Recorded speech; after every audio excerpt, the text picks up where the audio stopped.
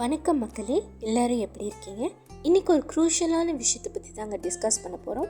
இதை நீங்கள் ஏற்கனவே கேட்டிருக்கிறதுக்கு ஹை சான்சஸ் இருக்குங்க.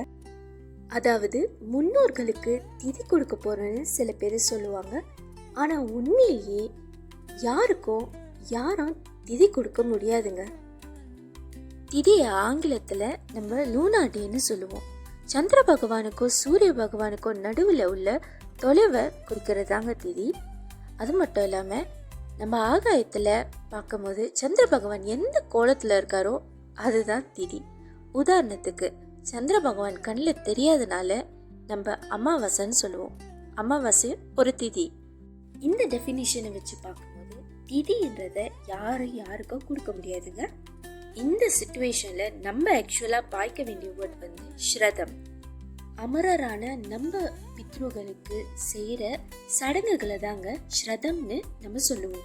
ஸ்ரதத்துக்கு உள்பட்ட விஷயங்கள் தான் பிண்டதானம், தர்ப்பணம், தானங்கள் வழங்குவது, படையல் போடுவது.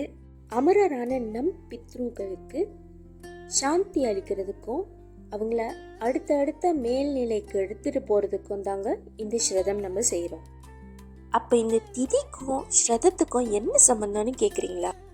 நம்ம பித்ருக்களோட நினைவு நாள் ஒவ்வொரு வருஷமும் எப்போ வருதுன்றத அவங்க இறந்த நாள் அன்னைக்கு உள்ள திதியை வச்சு கண்டுபிடிச்சி அன்னைக்கு இங்கே ஸ்ரதத்தை நடத்துறதாங்க இந்த திதிக்கும் ஸ்ரதத்துக்கும் உள்ள சம்பந்தம்.